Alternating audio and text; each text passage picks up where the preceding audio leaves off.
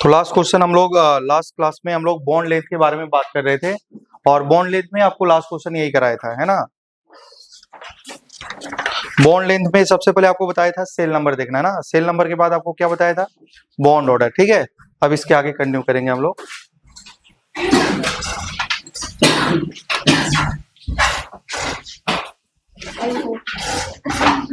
Next example, अगर आपको देखिए एक बार मैं जल्दी से रिवाइज करा देता हूं।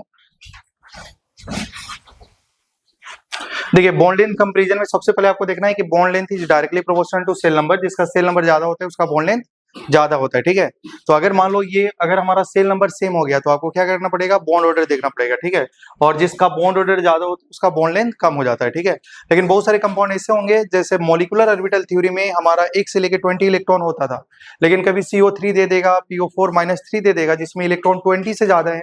उस केस में आपको उसका स्ट्रक्चर बनाना पड़ेगा और उसका रेजोनेंस बनाना पड़ेगा और उसमें आपको निकालना पड़ेगा बॉन्ड ऑर्डर। और उसका बॉन्ड ऑर्डर कैसे निकालते हैं, 1 प्लस क्या होता है, पाई डिवाइड बाई सिग्मा। समझ पा रहे हैं ना, इससे हम लोग क्या निकाल लेते हैं, बॉन्ड ऑर्डर।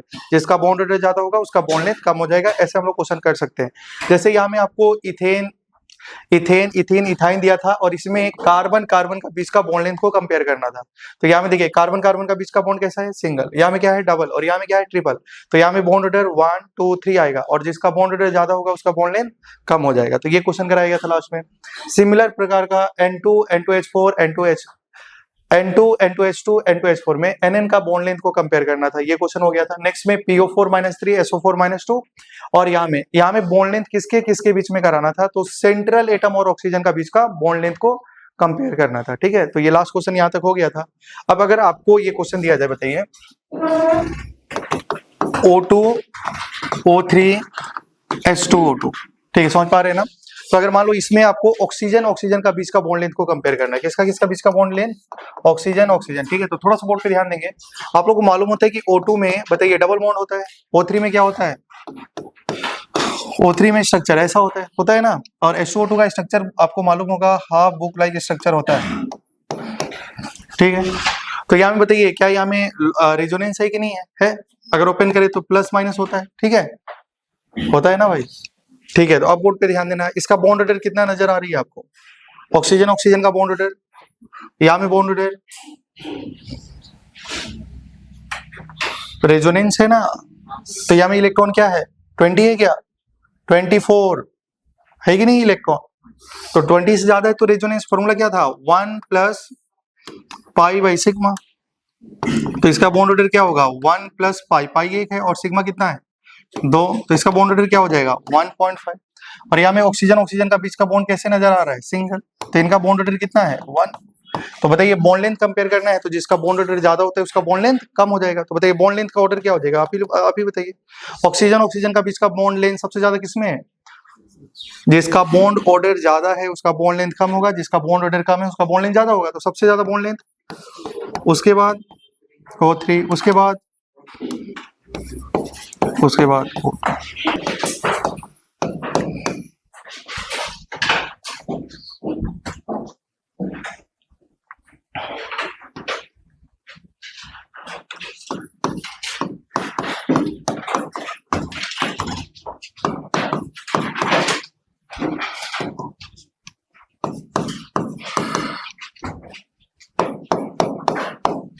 ठीक है। तो अगर मान लो ये क्वेश्चन दिया है आपको, जैसे कि लिखा है CO CO2 CO3-2 और HCOO- और इसमें बॉन्ड लेंथ कंपेयर करना है सबसे पहले किसका, कार्बन और ऑक्सीजन का। ठीक है, सबसे पहले बोर्ड पे ध्यान दीजिएगा, जब भी आपको बॉन्ड लेंथ कंपेयर करना है तो आपका दिमाग में सबसे पहले क्या ख्याल आना चाहिए, सेल नंबर। क्या ख्याल आना चाहिए, जैसे हम लोग यहाँ में किसकी बॉन्ड लेंथ को कंपेयर कर रहे थे, ऑक्सीजन। तो क्या इसका सेल नंबर, इसका सेल नंबर तो सेम ही है। अगर सेल नंबर सेम हो जाए तो बाद में क्या चेक करना है बॉन्ड ऑर्डर।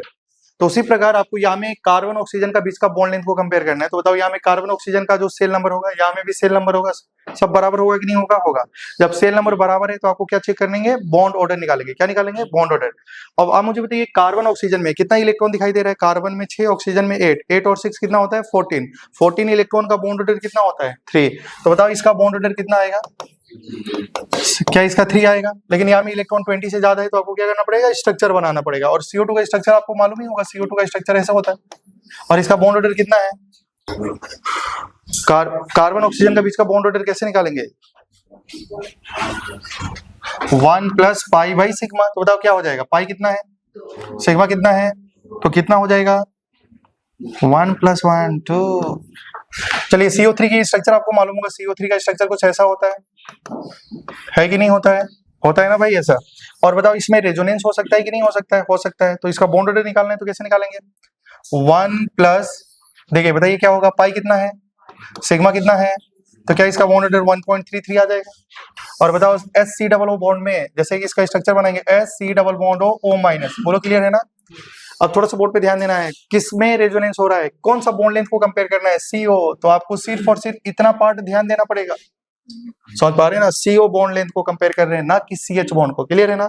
अब बताओ इसका बॉन्ड ऑर्डर 1 प्लस पाई कितना है 1, सिग्मा कितना है 2। अब 3 करेंगे तो गलती हो जाएगा क्योंकि CO बॉन्ड लेंथ को कंपेयर कर रहे हैं। तो बताओ इसका वैल्यू कितनी आएगी 1.5। तो बॉन्ड ऑर्डर निकल चुका है। और बताइए बॉन्ड लेंथ का ऑर्डर बता दीजिए, आप ही बताइए, जिसका बॉन्ड ऑर्डर कम होगा उसका बॉन्ड लेंथ ज्यादा होगा। तो बॉन्ड ऑर्डर सबसे कम किसका है? CO3 -2, तो इसका बॉन्ड लेंथ ज्यादा है। उसके बाद किसका होगा बताइए? HCOO माइनस, उसके बाद CO2, उसके बाद C। तो ये क्वेश्चन आ गया बॉन्ड लेंथ का, कॉपी कर लीजिए। आगे बात करते हैं। देखिए अब यहाँ तक आप लोग सबसे पहले सेल नंबर देख ले। 4 फैक्टर होता है बॉन्ड लेंथ को कंपेयर करने के लिए। कभी कभी क्या हो जाएगा भाई, थोड़ा सा बोर्ड पे ध्यान देंगे, जब भी सेल नंबर सेम हो जाए, सेल नंबर के बाद बॉन्ड ऑर्डर भी सेम हो जाए, है ना, तो कैसे करेंगे? तो उसके लिए हम लोग देखते हैं परसेंटेज पी कैरेक्टर। क्या देखते हैं? Percentage P character. तो नेक्स्ट हमारा जो फैक्टर होगा वो परसेंटेज पी कैरेक्टर होगा।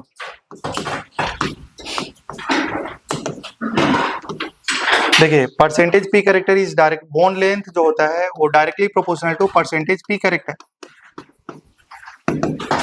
ठीक है। तो अगर हम बात करेंगे बॉन्ड लेंथ की बात किया जाए, जैसे अगर sp बात किया जाए sp2 और sp3 में, ठीक है, तो यहाँ में परसेंटेज पी कैरेक्टर कितना है बताइए? 50%। यहाँ में कितना हो जाएगा बताइए? परसेंटेज पी कैरेक्टर sp2 में कितना है, कैसे निकालते हैं? 2 डिवाइड बाई 3 इंटू 100% निकालेंगे ना ऐसे। और sp3 में कैसे निकाला जाएगा? 3/4 इंटू 100%। तो ये देखिए 25, यहाँ में 75% होगा और यहाँ में कितना हो जाएगा? 33.33, तो 66 पॉइंट समथिंग हो जाएगा। तो मान लो 66.6% और यहाँ में कितना हो जाएगा? 75%, ठीक है। तो अगर हम बात करें तो अगर देखा जाए बॉन्ड लेंथ किसका ज्यादा होगा, देखिए कब ऐसा चेक करेंगे? जब बॉन्ड सेल नंबर सेम हो जाए, बॉन्ड ऑर्डर सेम हो जाए, उसके बाद आपको क्या करना है? परसेंटेज पी कैरेक्टर दिखाना है। तो जिसका परसेंटेज पी कैरेक्टर ज्यादा होता है उसका बॉन्ड लेंथ ज्यादा होता है, ठीक है, समझ पा रहे हैं ना। और आप लोग पढ़े थे कि जिसका परसेंटेज एस कैरेक्टर ज्यादा होता है उसका बॉन्ड एंगल ज्यादा होता है, पढ़े थे क्या?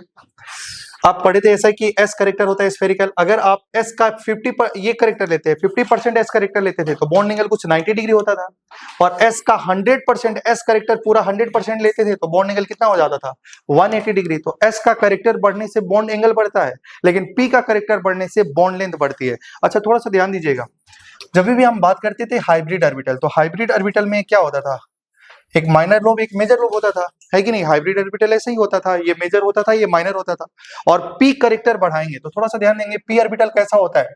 डंबल शेप होता है ना, ऐसा होता है। अगर पी का कैरेक्टर बढ़ाएंगे तो जो पी का कैरेक्टर बढ़ने से ये पी का ऑर्बिटल मतलब पी का कैरेक्टर बढ़ाएंगे, मतलब पी का परसेंटेज बढ़ाएंगे तो ये लोब बढ़ जाएगा, क्योंकि यही तो हमारा हाइब्रिड ऑर्बिटल है और यही लोब हमारा बॉन्ड फॉर्मेशन में पार्टिसिपेट करता है।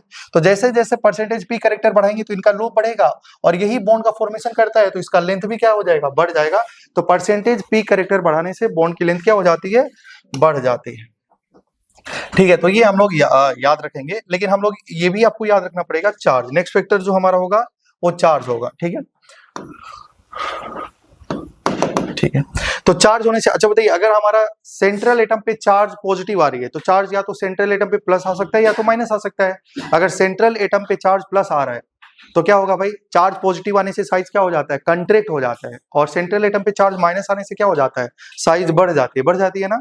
तो अगर हम बात करें, देखिए अगर आपको दिखा है H2O2 और यहाँ में लिखा है F2O2, ठीक है, तो इसमें आपको क्या करना है? लेंथ को कंपेयर करना है। तो आप लोग देख रहे होंगे H2O2 का जो स्ट्रक्चर होगा कुछ ऐसा हो जाएगा, ओपन बुक लाइक स्ट्रक्चर होता है ना।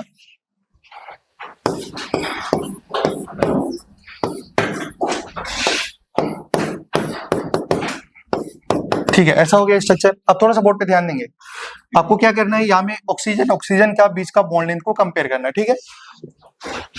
तो आप बोर्ड पे ध्यान देना है, क्या ऑक्सीजन ऑक्सीजन सिंगल बॉन्ड है, सिंगल बॉन्ड है, सेल नंबर सेम है, सेल नंबर सेम है, बॉन्ड ऑर्डर सब कुछ सेम है कि नहीं। तो आप डायरेक्टली चार्ज से करना। ये बताओ ऑक्सीजन किससे जुड़ा है, हाइड्रोजन से। तो बताओ यहाँ में ऑक्सीजन पे कैसा चार्ज डेवलप होगा, निगेटिव, और यहाँ में कैसा चार्ज डेवलप होगा, निगेटिव, और यहाँ में कैसा चार्ज डेवलप होगा, क्योंकि फ्लोरीन की ईएन ज्यादा है तो इलेक्ट्रॉन खींचेगा, तो यहाँ में कौन सा चार्ज, प्लस, और यहाँ में कौन सा चार्ज, प्लस। अगर बताओ अगर सेंट्रल एटम पे चार्ज प्लस आ रहा है, प्लस आने का मतलब उसका साइज बढ़ेगा या घट जाएगा, घट जाएगा। चार्ज पॉजिटिव आने का मतलब साइज डिक्रीज, और चार्ज नेगेटिव आने का मतलब साइज बढ़ जाएगा। तो बताओ किसका बॉन्ड लेंथ ज्यादा होगा, H2O2 का बॉन्ड लेंथ O2F2 से ज्यादा होगा। समझ पा रहे हैं ना। तो बॉन्ड लेंथ की अगर हम बात करें तो आप देख लेना कि इंटरन्यूक्लियर डिस्टेंस इसमें बढ़ जाएगी और इसमें इंटरन्यूक्लियर डिस्टेंस कम हो जाएगी। तो बॉन्ड लेंथ जो होगा वो H2O2 का बॉन्ड लेंथ F2O2 से ज्यादा होगा। समझ पा रहे हैं क्या आप लोग। ऐसे एक और क्वेश्चन अगर आपको मान लो यहाँ में दे दिया जाए, N2H4 एंड N2F4, ठीक है। तो आप देखेंगे कि यहाँ में नाइट्रोजन है, इसके साथ में 2 हाइड्रोजन है, यहाँ में भी 2 हाइड्रोजन है। अगर यहाँ में भी NN है और यहाँ में भी 2 फ्लोरीन यहाँ में है, यहाँ में 2 फ्लोरीन है, ठीक है। अगर बॉन्ड लेंथ कंपेयर करना है तो सबसे पहले NN बॉन्ड लेंथ कंपेयर करना है, तो सबसे पहले क्या देखेंगे, दिमाग में क्या आएगा, सेल नंबर। क्या यहाँ में भी क्या है, सेल नंबर, NN सेम है ना। तो यहाँ में भी सेल नंबर सब कुछ सेम है, तो क्या करेंगे, यहाँ में सिंगल बॉन्ड दिखाई दे रहा है, यहाँ में भी सिंगल बॉन्ड, तो बॉन्ड ऑर्डर भी सेम है। तो क्या करेंगे, चार्ज देखेंगे। यहाँ में बताओ नाइट्रोजन पे कौन सा चार्ज आएगा, माइनस, और यहाँ में क्या आएगा, माइनस। यहाँ में कौन सा चार्ज आएगा, प्लस, और यहाँ में कौन सा चार्ज आएगा, प्लस। तो जब चार्ज प्लस आएगा तो इंटरन्यूक्लियर डिस्टेंस जो होगा वो कम होगा, डिक्रीज होगा, तो साइज इसका बॉन्ड लेंथ क्या हो जाएगा, डिक्रीज, लेकिन इसका बॉन्ड लेंथ क्या हो जाएगा, बढ़ जाएगा। अगर हम बात करते हैं बॉन्ड लेंथ का, तो बताओ किसका बॉन्ड लेंथ ज्यादा होगा, N2H4 का बॉन्ड लेंथ N2F4 से ज्यादा होगा। अच्छा, अगर आपसे कोई बोलेगा NH का और NF का बॉन्ड लेंथ कंपेयर करिए, तो किसका बॉन्ड लेंथ ज्यादा होगा, NH का, NF का। यहाँ में हाइड्रोजन है, second one, first second, cell number, nitrogen nitrogen है ना, सेल नंबर तो सेम है। यहाँ में हाइड्रोजन और यहाँ में फ्लोरीन, इसका सेल नंबर 1, इसका सेल नंबर, तो जिसका सेल नंबर ज्यादा होता है उसका बॉन्ड लेंथ ज्यादा होगा। तो यहाँ में NF का बॉन्ड लेंथ NH से ज्यादा होगा। लेकिन आपको कौन सा बॉन्ड लेंथ कंपेयर करने के लिए बोला है, NN। समझ पा रहे हैं ना। तो ऐसा हो जाएगा। अगर मान लो एक और क्वेश्चन अगर इस पे हम बात करेंगे, C2H4, C2H6 एंड C2F6, तो आप ऐसे सॉल्व कर सकते हैं।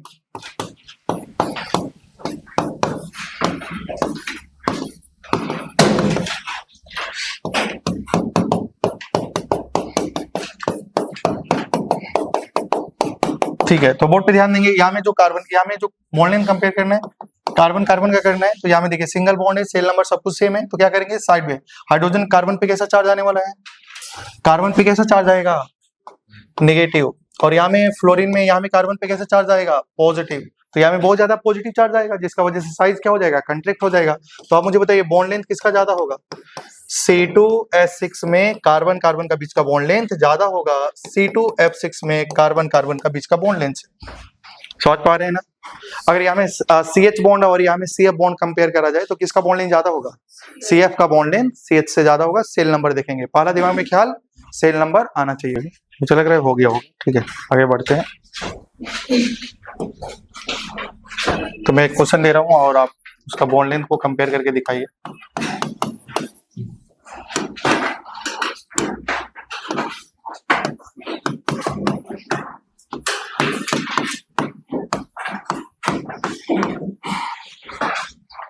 ठीक है, अगर आपको दे दिया जाए H2O2 और O2F2 या F2O2 और O2 और O3 में compare the bond length of OO, ठीक है।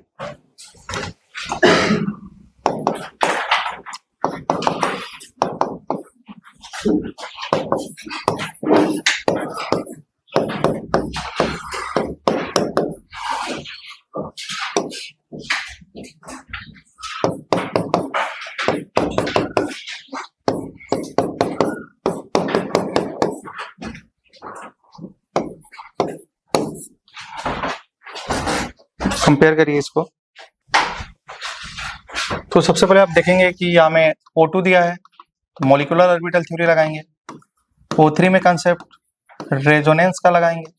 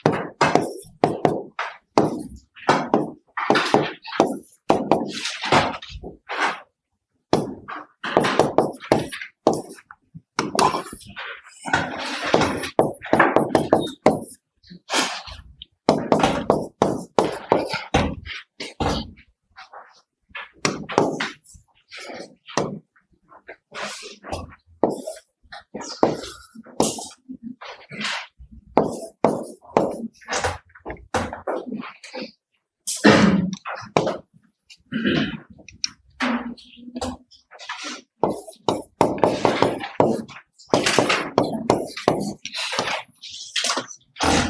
आपका आंसर यही आया है?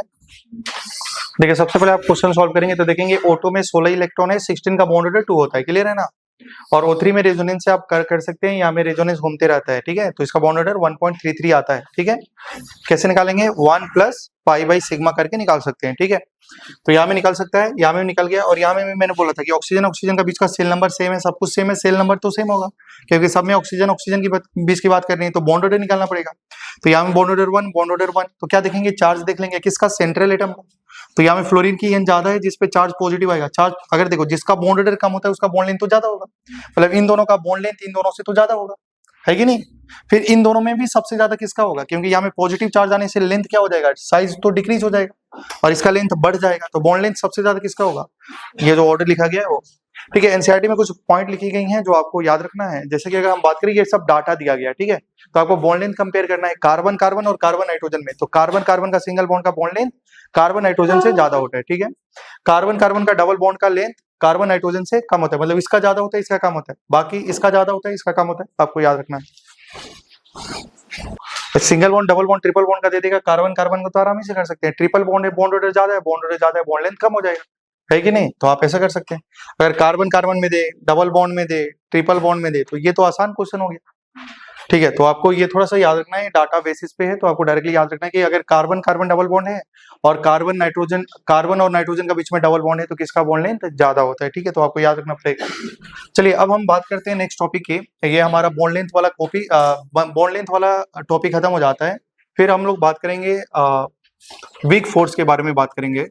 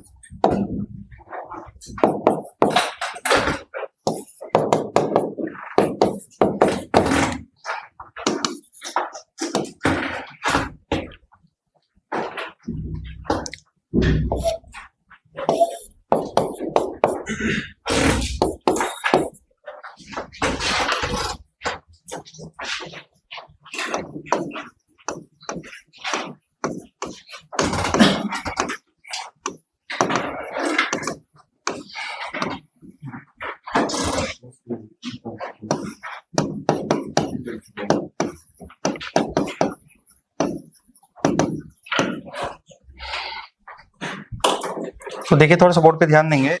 जब भी हम लोग बात करते हैं देखिए हमारे दो प्रकार के फोर्स होंगे, एक तो वीक फोर्स होगा और एक स्ट्रॉन्ग फोर्स होगा, ठीक है। तो बताइए सबसे पहले अगर हम बात करें स्ट्रॉन्ग, सबसे पहले आपको बताया था केमिकल बॉन्ड को दो पार्ट में क्लासिफाइड करते हैं, एक स्ट्रॉन्ग बॉन्ड वीक बॉन्ड है ना। वीक बॉन्ड में दो पार्ट होता है, वंडरवॉल और वंडर वॉल फोर्स, ठीक है, समझ पा रहे हैं ना। तो अब थोड़ा सा बोर्ड पे ध्यान देंगे, अभी इसके बारे में हम लोग बात करेंगे। तो देखिए हम बात कर रहे हैं कि देखिए सबसे पहले आयन और मॉलिक्यूल का बीच में, आयन और मॉलिक्यूल का बीच में जो अट्रैक्शन, आयंस और आयन का बीच में तो अट्रैक्शन देख ही लिए थे हम लोग। आयन और आयन का बीच में जो अट्रैक्शन होता है उसको आयनिक बॉन्ड बोला जाता है। आयनिक बॉन्ड का मतलब एक प्लस और माइनस का बीच में जो फोर्स ऑफ अट्रैक्शन होता है उसी को हम लोग क्या बोलते हैं, आयनिक बॉन्ड, ठीक है। लेकिन अभी हमको जो पढ़ना है भाई वो किसके बारे में पढ़ना है, आयंस और मॉलिक्यूल के बीच में फोर्स ऑफ अट्रैक्शन। और ये जो हमारा मॉलिक्यूल होता है, या तो उस मॉलिक्यूल का डाइपोल मोमेंट जीरो हो सकता है, या तो मॉलिक्यूल का डाइपोल मोमेंट जीरो नहीं होगा। जब मॉलिक्यूल का डाइपोल मोमेंट जीरो हो जाता है तो उसको कौन सा मॉलिक्यूल बोला जाता है, डाइपोल मोमेंट जीरो होता है मॉलिक्यूल को पोलर या नॉन पोलर बोलते हैं, नॉन पोलर। और अच्छा मॉलिक्यूल का डाइपोल मोमेंट जीरो नहीं है तो उसको क्या बोला जाएगा, पोलर। तो जब भी मॉलिक्यूल पोलर होता है तो देखो जैसे HF मॉलिक्यूल पोलर है कि नहीं है, क्योंकि जब भी मॉलिक्यूल पोलर है तो उस पर क्या डेवलप होता है, डाइपोल। क्योंकि यहाँ पे एक नेगेटिव चार्ज होगा, यहाँ पे पॉजिटिव चार्ज होगा, डाइपोल डेवलप हो रहा है कि नहीं हो रहा है, हो रहा है। और ये बताओ ये जो डाइपोल डेवलप हो रहा है वो परमानेंट डाइपोल है कि नहीं है, क्योंकि यहाँ पे माइनस चार्ज प्लस चार्ज हमेशा ही रहेगा, वो खत्म नहीं होगा, इसलिए इसको क्या भी बोलते हैं, परमानेंट डाइपोल। समझ पा रहे हैं ना। लेकिन अगर हमारे पास में नॉन पोलर मॉलिक्यूल है तो नॉन पोलर मॉलिक्यूल जो होता है ना उसको हम लोग बोलते हैं इंड्यूस्ड डाइपोल। क्या बोलते हैं भाई, इंड्यूस्ड डाइपोल। जैसे कि अगर हम बात करें HH, ये मॉलिक्यूल पोलर है या नॉन पोलर है, नॉन पोलर है। बताओ इसका जो डाइपोल मोमेंट होगा वो क्या होगा, जीरो। मतलब अगर हम बात करते हैं यहाँ में देखो हमारे पास में हाइड्रोजन है तो नॉन पोलर का मतलब इसका जो इलेक्ट्रॉन डेंसिटी होगा वो इक्वली डिस्ट्रीब्यूटेड होगा। क्या होगा भाई, इक्वली डिस्ट्रीब्यूटेड होगा। समझ पा रहे हैं ना, हर जगह इलेक्ट्रॉन डेंसिटी इसका क्या होगा, बराबर होगा। इसका नेट डाइपोल मोमेंट क्या ही हो जाएगा, जीरो। समझ पा रहे हैं ना। लेकिन इसमें यहाँ में इलेक्ट्रॉन डेंसिटी ज्यादा होगा, यहाँ में इलेक्ट्रॉन डेंसिटी कम होगा। लेकिन अगर हमारा मॉलिक्यूल नॉन पोलर है तो इलेक्ट्रॉन डेंसिटी हर जगह क्या होगा, इक्वली डिस्ट्रीब्यूटेड होगा। लेकिन अब थोड़ा सा ध्यान देना, यहाँ पे कोई मान लो आयंस आ गया, क्या आ गया, आयंस आ गया, तो क्या यहाँ में ये न्यूक्लियस होगा और इसका इलेक्ट्रॉन डेंसिटी चारों तरफ से इक्वली डिस्ट्रीब्यूटेड होगा। तो जैसे ही आयंस आएगा तो ये आयंस क्या करेगा, इसका इलेक्ट्रॉन डेंसिटी को डिस्टर्ब करेगा। समझ पा रहे हैं ना। अगर ये प्लस चार्ज है तो ये इलेक्ट्रॉन डेंसिटी है। अब देखो जब जो यहाँ में इलेक्ट्रॉन डेंसिटी इक्वली डिस्ट्रीब्यूटेड है, अब इस आयन का इन्फ्लुएंस में यहाँ में इलेक्ट्रॉन डेंसिटी ज्यादा हो जाएगा और यहाँ में इलेक्ट्रॉन डेंसिटी कम हो जाएगा, क्योंकि इस आयन ने इस इलेक्ट्रॉन को, मतलब ये इलेक्ट्रॉन को अपनी तरफ अट्रैक्ट करेगा। तो बताओ यहाँ में इलेक्ट्रॉन डेंसिटी ज्यादा हो गया तो इस पे नेगेटिव चार्ज डेवलप होगा और इस पे कौन सा चार्ज डेवलप होगा, पॉजिटिव। तो क्या इसमें बताओ ये पोलर हुआ, मतलब ये इस पे डाइपोल जनरेट हो रहा है कि नहीं हो रहा है, हो रहा है। लेकिन कोई दूसरा जनरेट कर रहा है, ये कर रहा है ना भाई, इसलिए इसको बोलते हैं इंड्यूस्ड डाइपोल। क्या बोलेंगे, यहाँ पे डाइपोल डेवलप हुआ लेकिन किसका वजह से हुआ, Na+ का वजह से, तो इसको क्या बोला जाएगा, इंड्यूस्ड डाइपोल बोला जाएगा। क्या जरूरी है कि हमेशा चार्ज प्लस हो, नहीं। अगर यहाँ में माइनस चार्ज होगा तो क्या ये दोनों को रिपेल करेगा, तो उसके इसमें इलेक्ट्रॉन डेंसिटी यहाँ ज्यादा होगी, यहाँ में कम हो जाएगी, है ना। तो यहाँ में प्लस और यहाँ पे माइनस हो जाएगा। तो समझ पा रहे हैं ना। तो जो नॉन पोलर मॉलिक्यूल होते हैं वहां में कौन सा डाइपोल जनरेट होता है, इंड्यूस्ड डाइपोल। समझ पा रहे हैं ना। वो परमानेंट है या टेम्पोररी है, टेम्पोररी। जैसे ये हटेगा फिर इक्वली डिस्ट्रीब्यूटेड हो जाएगा। लेकिन यहाँ में परमानेंट डाइपोल होता है और यहाँ में परमानेंट डाइपोल नहीं, टेम्पोररी डाइपोल होता है। तो कहने का मतलब है, ध्यान दीजिएगा, जब हम लोग क्या पढ़ रहे हैं, आयंस और मॉलिक्यूल के बीच में अट्रैक्शन के बारे में पढ़ रहे हैं, तो आयंस वो हमारा मॉलिक्यूल पोलर भी हो सकता है और नॉन पोलर भी हो सकता है। जब आयन का देखिए, जब आयंस जो होता है ना भाई, आयंस के साथ में जब पोलर मॉलिक्यूल लेते हैं तो पोलर का मतलब क्या होता है, डाइपोल। क्या बोलते हैं, पोलर को क्या बोलते हैं, डाइपोल। और नॉन पोलर मॉलिक्यूल को क्या बोलते हैं, इंड्यूस्ड डाइपोल। क्योंकि वहां पे जो डाइपोल जनरेट हो रहा है वो कोई दूसरा इंड्यूस कर रहा है कि नहीं, तो इसको क्या बोलते हैं, इंड्यूस्ड डाइपोल। तो अगर मान लो मैंने लिखा आयन, देखिए ion dipole attraction, ion dipole attraction का मतलब होता है कोई भी आयन, डाइपोल का मतलब कोई भी आयन और पोलर मॉलिक्यूल के बीच में जो अट्रैक्शन होगा उसको क्या बोला जाता है, आयन डाइपोल अट्रैक्शन। क्या बोला जाता है, आयन डाइपोल अट्रैक्शन। ये किसके किसके बीच में एग्जिस्ट करता है, आयन और पोलर मॉलिक्यूल के बीच में। समझ पा रहे हैं, कोई आयन है और पोलर मॉलिक्यूल है तो इसके बीच में जो अट्रैक्शन होगा उसको क्या बोलेंगे, आयन डाइपोल अट्रैक्शन बोलेंगे ना भाई। तो कोई भी आयन ले लो, जैसे एग्जांपल में Na+, वाटर पोलर है कि नहीं है, तो इन दोनों के बीच में जो अट्रैक्शन होगा, क्योंकि वाटर पोलर मॉलिक्यूल है, ये आयन है, तो आयन और पोलर मॉलिक्यूल के बीच में जो डाइपोल जनरेट होगा उसको बोलेंगे आयन डाइपोल अट्रैक्शन। उसके बीच में जो अट्रैक्शन होगा उसको क्या बोलेंगे, ion dipole attraction, ion dipole attraction, ion dipole attraction. Clear है ना भाई। क्योंकि ये पोलर है और ये कोई भी आयन हो सकता है, इसके बीच में जो अट्रैक्शन होगा उसको क्या बोल देंगे, आयन डाइपोल अट्रैक्शन। या तो हमारा हो सकता है मॉलिक्यूल जो है ना पोलर नहीं होके नॉन पोलर हो जाए। समझ पा रहे हैं ना। नॉन पोलर जो होगा, नॉन पोलर में कौन सा होता है भाई, इंड्यूस्ड डाइपोल जनरेट होता है। कौन सा होता है, इंड्यूस्ड डाइपोल जनरेट होता है। तो आयन इंड्यूस्ड डाइपोल अट्रैक्शन जो होता है वो क्या होता है, मतलब वो किसके किसके बीच में एग्जिस्ट करता है, कोई भी आयन होगा और इंड्यूस्ड डाइपोल कहाँ में होगा भाई, पोलर या नॉन पोलर में, नॉन पोलर में। तो कोई भी आयन और नॉन पोलर मॉलिक्यूल के बीच में जो अट्रैक्शन होगा, जो इंड्यूस्ड डाइपोल होगा, जो अट्रैक्शन होगा उसको हम लोग क्या बोलेंगे, ion induced dipole attraction. Clear है ना। एक आयन है, देखो भाई ये आयन था और यहाँ में इलेक्ट्रॉन डेंसिटी ज्यादा, तो अट्रैक्शन तो होगा। इस अट्रैक्शन का क्या नाम दिया जाएगा, ion induced dipole attraction. Clear है ना। तो कोई भी आयन और पोलर कोई भी आयन और नॉन पोलर मॉलिक्यूल के बीच में जो इंटरेक्शन होता है, जो अट्रैक्शन होता है, उसको क्या बोलते हैं, आयन इंड्यूस्ड डाइपोल अट्रैक्शन। देखो भाई Na+ आयन है क्या, H2 पोलर है नॉन पोलर है, दोनों का बीच में अट्रैक्शन को क्या बोलेंगे, ion induced dipole attraction. Cl क्या है भाई, आयन है। C6H6 का नाम बेंजीन है क्या भाई, एरोमेटिक कंपाउंड का डाइपोल मोमेंट 0 होता है। ऊपर वाला H नीचे वाला H से कैंसिल होगा, सब कट जाता था, क्या इसका डाइपोल मोमेंट 0 होगा। CCl4 का भी कार्बन 4 बॉन्ड बनाता है, 4 बॉन्ड बना लिया, लोन पेयर 0 है, लोन पेयर 0 है, तो बताओ इसका डाइपोल मोमेंट। तो इसके बीच में जो अट्रैक्शन होगा उसको क्या बोलेंगे, ion dipole, ion induced dipole attraction. क्या यहाँ तक आप समझ पा रहे हैं। अच्छा, अगर बोर्ड पे ध्यान देना भाई, ऐसा भी तो हो सकता है कि मॉलिक्यूल मॉलिक्यूल के बीच में अट्रैक्शन हो जाए। ये तो आयन, देखो अट्रैक्शन आयन आयन के बीच में हो सकता है, आयन मॉलिक्यूल के बीच में हो सकता है, और मॉलिक्यूल मॉलिक्यूल के बीच में हो सकता है। समझ पा रहे हैं ना। तो अभी मैंने जो आपको बताया आयन आयन वाला नहीं बताया, क्योंकि आयन और आयन का बीच में जो बॉन्ड बनता है वो कौन सा बॉन्ड बनता है, आयनिक बॉन्ड, वो स्ट्रॉन्ग बॉन्ड है। क्लियर है ना। हम पढ़ रहे हैं वीक बॉन्ड, वीक फोर्स के बारे में पढ़ रहे हैं। किसके बारे में, तो वीक फोर्स कौन कौन होगा, आयन डाइपोल अट्रैक्शन और आयन इंड्यूस्ड डाइपोल अट्रैक्शन। दोनों में कौन स्ट्रॉन्ग है, अगर दोनों में, क्या भाई यहाँ में परमानेंट डाइपोल जनरेट हो रही है, क्या यहाँ में टेम्पोररी डाइपोल जनरेट हो रही है। तो अगर परमानेंट डाइपोल जनरेट हो रही है तो ये अट्रैक्शन ज्यादा स्ट्रॉन्ग होगा और ये अट्रैक्शन कम होगा। तो आयन डाइपोल और आयन इंड्यूस्ड डाइपोल में कौन सा अट्रैक्शन ज्यादा है, आयन डाइपोल। ठीक है, बहुत अच्छी बात है, अब बोर्ड पे ध्यान देंगे। अब हम पढ़ेंगे मॉलिक्यूल मॉलिक्यूल के बीच में। अच्छा बताओ, ऐसा हो सकता है कि एक मॉलिक्यूल पोलर है, या हो सकता है दोनों पोलर मॉलिक्यूल के बीच में अट्रैक्शन पढ़ा जाए। अरे भाई मॉलिक्यूल तो कैसा भी हो सकता है, पोलर और नॉन पोलर दो ही तो हो सकता है ना। तो या तो पोलर मॉलिक्यूल के बीच में अट्रैक्शन पढ़ा जाए, या पोलर नॉन पोलर के बीच में पढ़ा जाए, या नॉन पोलर के बीच में जो अट्रैक्शन होगा उसको क्या बोलेंगे। तो उसी के बारे में अब हम लोग नेक्स्ट पढ़ रहे हैं। मुझे लग रहा है आपको समझ में आ गया होगा। चलिए कॉपी कर लीजिए ये साइड जो लिखा गया है।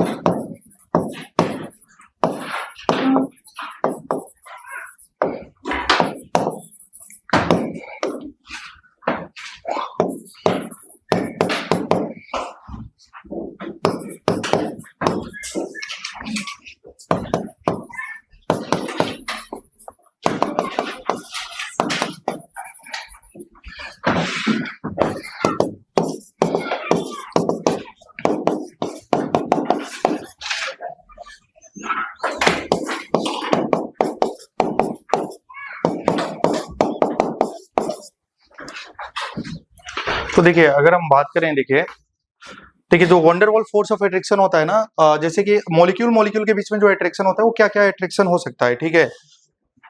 या तो मॉलिक्यूल, दोनों मॉलिक्यूल पोलर है, पोलर को क्या बोलते हैं, डाइपोल डाइपोल, तो इस जो अट्रैक्शन होगा उसको क्या बोलेंगे, डाइपोल डाइपोल अट्रैक्शन हो सकता है दो मॉलिक्यूल के बीच में।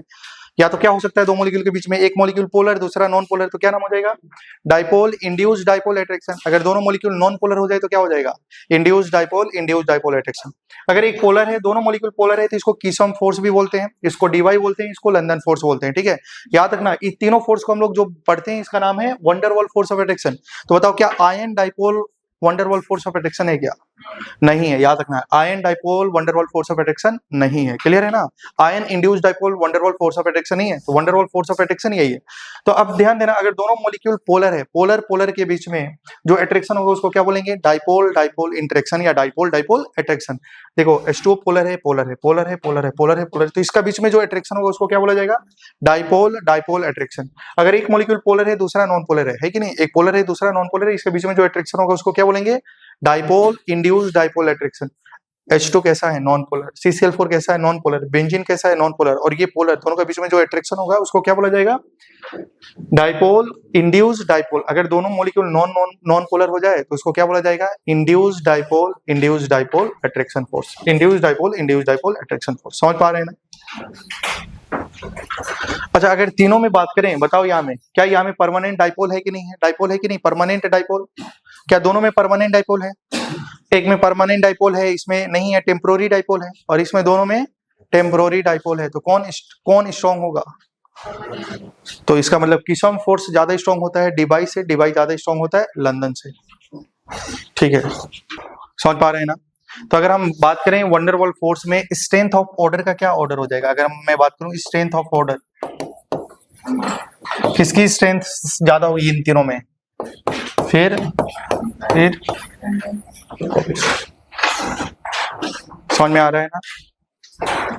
अच्छा कभी ऐसा हो जाए भाई, क्या सब में वंडरवॉल फोर्स ऑफ अट्रैक्शन है ना, अच्छा कभी कभी ऐसा हो जाए ये भी डाइपोल डाइपोल है, ये भी डाइपोल डाइपोल है, सब में सेम हो जाए तो क्या करेंगे, तब van der Waals force of attraction is directly proportional to molar mass. क्या होता है, मोलर मास, जिसका मोलर मास ज्यादा होता है उसका वंडरवॉल फोर्स ऑफ अट्रैक्शन ज्यादा हो जाएगा, क्लियर है ना भाई।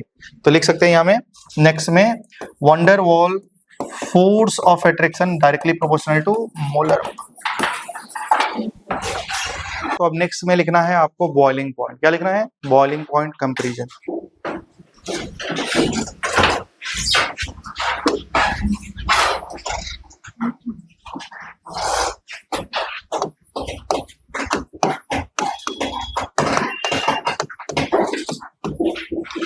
देखिए भाई बोर्ड पे ध्यान देंगे, जब भी बॉइलिंग पॉइंट का कंपैरिजन करना है तो बॉइलिंग पॉइंट हमारी बल्क प्रॉपर्टीज होती है, क्या बल्क प्रॉपर्टीज होती है ना। क्या वो बताओ हाइड्रोजन बॉन्ड पे डिपेंड करेगा, डिपेंड करेगा, क्या वो इंटर पे डिपेंड करेगा कि इंट्रा पे डिपेंड करेगा, इंटर मोलिकुलर हाइड्रोजन बॉन्ड पे डिपेंड करेगा, इंट्रा मोलिकुलर हाइड्रोजन पे डिपेंड नहीं करता। तो थोड़ा समझने की कोशिश करिए, बाद में क्वेश्चन को कैसे सॉल्व करना है, ठीक है। तो अगर मान लो ये कंटेनर है, मान लो ये दो मोलिक्यूल है, या तो ये दो मोलिक्यूल के बीच में क्या हो सकता है, या तो हाइड्रोजन बॉन्ड होगा, क्या होगा भाई, हाइड्रोजन बॉन्ड होगा, या वंडरवॉल फोर्स ऑफ अट्रैक्शन होगा, दो ही हो सकता है, या तो दोनों मॉलिक्यूल के बीच में हाइड्रोजन बॉन्ड होने वाला है, या तो दोनों के मॉलिक्यूल के बीच में वंडरवॉल फोर्स ऑफ अट्रैक्शन होगा, ठीक है, समझ पा रहे हैं ना। तो ये दोनों जो बॉइलिंग पॉइंट होती है वो बल्क प्रॉपर्टीज होती है। बल्क प्रॉपर्टीज का मतलब ये होता है ना, बल्क प्रॉपर्टीज मतलब बहुत सारा मॉलिक्यूल की प्रॉपर्टीज, इस मॉलिक्यूल के अंदर में देखो, बल्क प्रॉपर्टीज का मतलब क्या है, ये मॉलिक्यूल के अंदर में कौन सा अट्रैक्शन है उससे कुछ भी लेना देना नहीं है, लेकिन इस दोनों मॉलिक्यूल के बीच में कौन सा अट्रैक्शन है उस बात पे डिपेंड करेगा। अगर इन दोनों मॉलिक्यूल के बीच में जितना ज्यादा अट्रैक्शन होगा वो है बल्क प्रॉपर्टीज, इस मॉलिक्यूल से इस मॉलिक्यूल के बीच में अट्रैक्शन हो रहा है कि नहीं हो रहा है, वो है हमारा बल्क प्रॉपर्टीज, क्लियर है ना। मॉलिक्यूल के अंदर में क्या हो रहा है उससे लेना देना नहीं है, इस मॉलिक्यूल का इस मॉलिक्यूल पे अट्रैक्शन क्या है वो है बल्क प्रॉपर्टीज, समझ पा रहे हैं ना। इसलिए मैं आपको बताया था कि ऑर्थो नाइट्रोफिनॉल पैरा नाइट्रोफिनॉल में किसका वेपर प्रेशर ज्यादा बनेगा, कौन किसकी वोलेटिलिटी ज्यादा होगी, है कि नहीं। तो आप देख रहे थे कि उसमें इंट्रा था और एक में इंटर था, इंट्रा वाला का काम नहीं चलेगा, किसका चलेगा, इंटरमोलिकुलर, या में जो भी हाइड्रोजन बॉन्ड बात होगी वो इंटरमोलिकुलर, क्योंकि इंटरमोलिकुलर ही बल्क प्रॉपर्टीज होती है, क्लियर है ना। आइए बोर्ड पे ध्यान दीजिए, अगर मान लो हमारे पास में एक कंटेनर है और दूसरा कंटेनर है, ठीक है, यहाँ में बहुत सारे, यहाँ में लिक्विड है और यहाँ में बहुत सारा लिक्विड है, कैसे क्वेश्चन को सॉल्व करना है। बॉइलिंग में देखो भाई, boiling point, melting point, density का हजारों एक्सेप्शन हो सकता है, लेकिन हमको वही पढ़ना है जो नीट में आता है। क्लियर है ना। जैसे कि अगर हम बात करें, ये मॉलिक्यूल ए है और यहाँ में क्या है, पी है, तो सबसे पहले किसका देखेंगे कि किसका बॉइलिंग पॉइंट ज्यादा है। तो सबसे पहले हमको ये देखना पड़ेगा क्या यहाँ में हाइड्रोजन बॉन्ड है, और यहाँ में भी देखना पड़ेगा हाइड्रोजन बॉन्ड है। अगर इसमें हाइड्रोजन बॉन्ड है, इसमें हाइड्रोजन बॉन्ड नहीं है, तो इसमें हाइड्रोजन बॉन्ड ज्यादा है, तो इस बॉन्ड को तोड़ने के लिए आपको ज्यादा टेम्परेचर देना पड़ेगा, तो उस केस में इसकी बॉइलिंग पॉइंट इससे ज्यादा होगी। समझ पा रहे हैं ना भाई। तो कहने का मतलब है कि सबसे पहले बॉइलिंग पॉइंट को कंपेयर करना है, तो सबसे पहले आपको क्या देखना पड़ेगा, हाइड्रोजन बॉन्डिंग। क्या देखना पड़ेगा, हाइड्रोजन बॉन्डिंग। अगर मान लो कभी कभी क्या हो गया, हाइड्रोजन बॉन्डिंग सेम हो गया, इसमें भी हाइड्रोजन बॉन्ड है, इसमें भी हाइड्रोजन बॉन्ड है, मान लो यहाँ में वाटर दे दिया और यहाँ में HF दे दिया, है कि नहीं, तो यहाँ में भी हाइड्रोजन बॉन्ड है, यहाँ में भी हाइड्रोजन बॉन्ड है, लेकिन आपको मालूम है कि यहाँ में दोनों में हाइड्रोजन बॉन्ड है, तो जब दोनों में हाइड्रोजन बॉन्ड है तो फिर देखना पड़ता है एक्सटेंट, इसकी एक्सटेंट और इसकी एक्सटेंट क्या है। समझ पा रहे हैं ना। एक्सटेंट बोला जाए तो इसमें कितना हाइड्रोजन बॉन्डिंग है और इसमें कितना हाइड्रोजन बॉन्डिंग है, तो वाटर में ज्यादा ना हाइड्रोजन बॉन्डिंग होता है, वाटर के एक मॉलिक्यूल वाटर के 4 मॉलिक्यूल के साथ में हाइड्रोजन बॉन्ड करता है, तो क्या यहाँ में एक्सटेंट ज्यादा है ना भाई, हाइड्रोजन बॉन्डिंग का ज्यादा है कि नहीं है। तो बताओ, अगर इसका एक्सटेंट ज्यादा है, अगर मैं बोलूं इसमें 3 हाइड्रोजन बॉन्ड है और यहाँ में 2 हाइड्रोजन बॉन्ड है, तो इसमें 3 बॉन्ड को तोड़ना पड़ेगा, 3 हाइड्रोजन बॉन्ड को तोड़ना पड़ेगा, यहाँ में 2 ही तोड़ना पड़ेगा, तो क्या इसका बॉइलिंग पॉइंट इससे ज्यादा होगा। अगर मानो दोनों का एक्सटेंट बराबर हो गया, तो दोनों का स्ट्रेंथ देखना पड़ेगा। स्ट्रेंथ, समझ पा रहे हैं ना, मजबूत वाला बॉन्ड कौन है, समझ पा रहे हैं ना। अगर हो सकता है कि दोनों का स्ट्रेंथ सेम हो जाए, तो हम लोग क्या करेंगे, देखिए सबसे पहले क्वेश्चन को सॉल्व करना है बॉइलिंग पॉइंट का, तो सबसे पहले देखना पड़ेगा hydrogen bonding. Hydrogen bonding same है, दोनों में number of hydrogen bonding same है, तो क्या देखना पड़ेगा, एक्सटेंट। एक्सटेंट देखने के बाद स्ट्रेंथ देखेंगे, मजबूत कौन सा वाला है वो अभी आपको बताया जाएगा। वो सब देखने के बारे में अब आपको क्या करना पड़ेगा, अगर मान लो ये हो गया, ऐसे कंपेयर करना है, मान लो एक मॉलिक्यूल में हाइड्रोजन बॉन्ड है, दूसरा में हाइड्रोजन बॉन्ड नहीं है, ठीक है। अगर एक में हाइड्रोजन बॉन्ड है, दूसरा में हाइड्रोजन बॉन्ड नहीं है, तो उस केस में क्या होगा, अगर हाइड्रोजन बॉन्ड नहीं है तो उसमें वंडर वॉल फोर्स होगा, क्योंकि 2 मॉलिक्यूल के बीच में तो wonder wall molecule force of attraction होता है, या तो डाइपोल डाइपोल होगा, या तो इंड्यूस डाइपोल डाइपोल होगा, या डाइपोल इंड्यूस डाइपोल, 3 प्रकार का होता है ना, dipole dipole, dipole induce dipole, induce dipole, induce dipole, यही हो सकता है। तो अगर हम बात करें भाई, तो वहां में हाइड्रोजन बॉन्ड और वंडर वॉल, या तो इसमें हाइड्रोजन बॉन्ड है, इसमें हाइड्रोजन बॉन्ड नहीं है, तो wonder wall force of attraction होगा। तो बताओ किसका बॉइलिंग पॉइंट, इसमें अट्रैक्शन ज्यादा होता है, इसका अट्रैक्शन कम होगा, तो इसका क्या हो जाएगा भाई, इसकी बॉइलिंग पॉइंट इससे ज्यादा होगी। क्लियर है ना भाई। अच्छा ठीक है, हम वंडर वॉल फोर्स में भी देखना पड़ेगा, या तो कीसम फोर्स हो सकता है, या तो डिवाई हो सकता है, या तो लंदन फोर्स हो सकता है। तो यहाँ में हम जो लिक्विड लेते हैं ना भाई, वो प्योर लिक्विड लिया जाता है। क्या लिया जाता है, प्योर लिक्विड। और यहाँ में भी जो भी लिक्विड होगा वो भी क्या ऐसा होगा, प्योर लिक्विड होगा। प्योर लिक्विड का मतलब ये होगा ना, तो इसमें जो वंडरवॉल फोर्स होता है उसमें क्या था, कीसम था, डीवाई था और लंदन था। तो डीवाई तो खत्म हो जाएगा, क्योंकि अगर प्योर लिक्विड है, अगर ये पोलर है तो ये पोलर होगा, ये पोलर होगा, तो इसका मतलब इसमें अट्रैक्शन जो होगा वो कैसा होगा, डाइपोल डाइपोल अट्रैक्शन। अगर ये नॉन पोलर है ये मॉलिक्यूल, तो ये भी नॉन पोलर होगा। तो नॉन पोलर के बीच में जो अट्रैक्शन होगा, इंड्यूस्ड डाइपोल होगा। तो ऐसा अगर लिक्विड ही प्योर है तो कभी भी पोलर और डाइपोल तो हो ही नहीं सकता, डाइपोल और इंड्यूस्ड डाइपोल तो हो ही नहीं सकता। तो इसमें देखना पड़ेगा कि कीसम है कि लंदन फोर्स है। अगर कीसम होगा तो उसका अट्रैक्शन ज्यादा होगा लंदन से। समझ पा रहे हैं क्या। देखो एक में हाइड्रोजन बॉन्ड है और 2 मॉलिक्यूल है, 2 मॉलिक्यूल ऐसा है जिसमें क्या है, वंडरवॉल फोर्स है, और एक में कीसम फोर्स है, दूसरा में लंदन फोर्स है, तो किसका अट्रैक्शन ज्यादा होगा, कीसम का। फिर किसका कम। ठीक है, ये बात समझ में आ रही है। अच्छा कभी कभी ऐसा होगा ना भाई, क्या ये बात हमेशा जरूरी सही है क्या कि हाइड्रोजन बॉन्ड हमेशा स्ट्रॉन्गर होता है wonder wall force of attraction से? नहीं। अगर मोलिकुलर मास ज्यादा हो जाए, मोलिकुलर मास ज्यादा हो जाए, अगर मान लो हाइड्रोजन बॉन्ड है, सॉरी यहाँ में मान लो हाइड्रोजन बॉन्ड है, अगर इसका मोलिकुलर मास आपने 20 निकाला, क्या निकाला 20, और एक wonder wall force of attraction है और इसका मोलिकुलर मास 200 है, मतलब बहुत ज्यादा हो गया, उस केस में ये डोमिनेंट हो जाएगा। अभी मैं क्वेश्चन कराऊंगा तो आपको पता चलेगा। समझ पा रहे हैं ना। तो आप ऐसे ऐसे क्वेश्चन को आपको सॉल्व करना पड़ेगा, ऐसे आप सॉल्व करेंगे तो आपका क्वेश्चन सॉल्व हो जाएगा। समझ पा रहे हैं ना। तो बॉइलिंग पॉइंट का कंपैरिजन ऐसे करना है। किसी को डाउट नहीं है ना। सबसे पहले हम देखना है हाइड्रोजन बॉन्डिंग है कि नहीं है। ठीक है, जैसे कि अगर हम एग्जांपल की बात करें, जैसे मान लो लिखा है HCl और यहाँ में लिखा है Cl2 और कंपेयर करना है बॉइलिंग पॉइंट। तो सबसे पहले बोर्ड पे ध्यान देना है, क्या हाइड्रोजन बॉन्ड है, hydrogen is attach with more electronegative element like fluorine, oxygen, nitrogen है? नहीं है। कहाँ है? H के साथ में FON होना चाहिए ना, Cl है। मैं बोला था रिंग के साथ में Cl एक रिंग का फॉर्मेशन करता है, चैलेट रिंग का फॉर्मेशन, उस केस में Cl हाइड्रोजन बॉन्ड बनाता है। क्लियर है ना? तो यहाँ में हाइड्रोजन बॉन्ड है, बोलो। यहाँ में नहीं है तो ठीक है, बहुत अच्छी बात है। हाइड्रोजन बॉन्ड नहीं है तो हाइड्रोजन बॉन्ड वाला दोनों में, मतलब दोनों मॉलिक्यूल कैसा है, ये मॉलिक्यूल कैसा है? अब देखो हाइड्रोजन बॉन्ड दोनों में नहीं है तो वंडर वॉल फोर्स से देखना है। HCl में प्लस माइनस होगा क्या? मतलब ये मॉलिक्यूल पोलर है, नॉन पोलर है? पोलर है। ये मॉलिक्यूल कैसा है भाई? पोलर। और ये मॉलिक्यूल कैसा है? Non polar. समझ पा रहे हैं? तो मान लो ऐसा समझो, एक कंटेनर है हमारे पास में जिसमें HCl का लिक्विड भरा गया है, तो क्या पोलर का मॉलिक्यूल के बीच में अट्रैक्शन हो रहा होगा? और यहाँ में नॉन पोलर के बीच में अट्रैक्शन हो रहा होगा, है कि नहीं? तो बताओ किसका अट्रैक्शन ज्यादा होगा? क्या यहाँ में परमानेंट डाइपोल है क्या? तो क्या ये किसम फोर्स है क्या? और ये लंदन फोर्स, किसका अट्रैक्शन ज्यादा होगा? किसम फोर्स। अगर किसम फोर्स का ज्यादा है तो बताओ उस मॉलिक्यूल को अलग करने के लिए उसका बॉइलिंग पॉइंट ज्यादा होगा कि कम होगा? तो अगर मैं बात करूं बॉइलिंग पॉइंट की ऑर्डर, बताओ HCl का बॉइलिंग पॉइंट Cl2 से ज्यादा होगा। अरे भाई समझ पा रहे हैं क्या आप लोग? अच्छा एक दूसरा एग्जांपल, IBr और Br2। क्या लिखा है? IBr Br। अब ये नहीं कि डायरेक्टली मॉलिक्यूलर मास निकालेंगे, ऐसा नहीं करना है। सबसे पहले बोर्ड पे ध्यान देंगे, हाइड्रोजन बॉन्ड है? नहीं।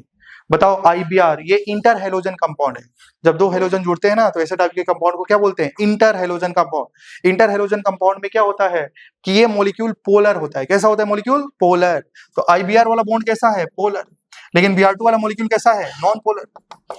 तो यहाँ में मान लो एक लिक्विड है जिसमें Br है, तो उसमें जो अट्रैक्शन हो रहा होगा क्या बोला? नॉन पोलर के बीच में अट्रैक्शन हो रहा है, तो कौन सा? उसको क्या बोलते हैं? Induced dipole. और एक मॉलिक्यूल पोलर है, पोलर, तो उसके बीच में जो अट्रैक्शन होगा उसको क्या बोलेंगे? Dipole attraction. मतलब ये किसम फोर्स और ये डिवाई। तो बताओ किस में अट्रैक्शन ज्यादा होता है? किसम में अट्रैक्शन ज्यादा है, तो इसको अलग करने के लिए टेम्परेचर, तो इसका मतलब उसकी बॉइलिंग पॉइंट, इसका मतलब क्या? IBr का बॉइलिंग पॉइंट Br2 से ज्यादा होगा।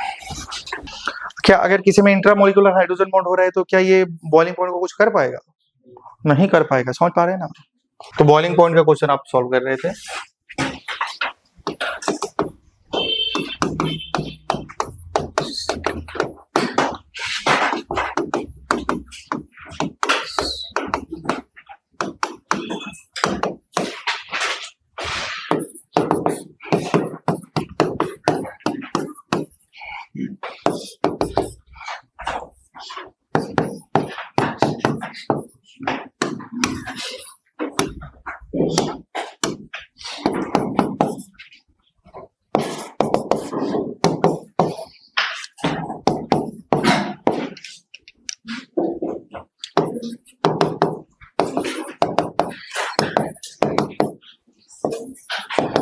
देखिए अब बोर्ड पे ध्यान देंगे, यहाँ में लिखा है CH4 SiS4 JeS4 SNH4 PbH4। तो इसमें आपको पूछा गया है कि बताइए इसका किसका बॉइलिंग पॉइंट ज्यादा होगा, है कि नहीं? तो सबसे पहले बताओ CH4 मॉलिक्यूल कैसा है? Polar non polar. क्लियर है ना? सेंट्रल एटम साइड एटम सारा सेम है, 4 सिग्मा बॉन्ड 0 लोन पेयर। हो गया कि नहीं हो गया? मॉलिक्यूल कैसा है? पोलर या नॉन पोलर? इसका मतलब इसमें जो अट्रैक्शन लगेगा वो कैसा लगेगा? Wonder wall force of attraction. Clear है ना भाई? ये मॉलिक्यूल नॉन पोलर है, मतलब नॉन पोलर के बीच में जो अट्रैक्शन होगा उसको क्या बोलेंगे? Induced dipole attraction force. तो भाई सब में अट्रैक्शन तो सेम ही प्रकार का है, तो क्या देखेंगे? Molecular mass. क्या देखेंगे? जिसका मॉलिक्यूलर मास ज्यादा होगा उसमें wonder wall force of attraction ज्यादा होगा, अट्रैक्शन ज्यादा होने से उसकी बॉइलिंग पॉइंट ज्यादा होगी। CH4 और PbH4 ऊपर से नीचे जा रहे हैं, मॉलिक्यूलर मास बढ़ रहे हैं कि नहीं बढ़ रहे हैं? तो बताओ बॉइलिंग पॉइंट का ऑर्डर किसका सबसे ज्यादा होगा? CH4 का सबसे कम, SiH4, उसके बाद बताइए GeH4, फिर क्या होगा? SNH4 और PbH4। बोलो क्लियर है क्या? समझे नहीं समझे? समझे। N2P4 acid. क्लियर है ना भाई? क्या नॉन पोलर? क्या इसका मॉलिक्यूलर मास सबसे ज्यादा होगा? तो बताइए क्या होगा? N2P4 acid. अब यहाँ में देखो हाइड्रोजन की आइसोटोप है, हाइड्रोजन ड्यूटेरियम ट्राइटियम, तो इसका बताओ बॉइलिंग पॉइंट का ऑर्डर क्या होगा? S2D2T2। समझ पा रहे हैं ना?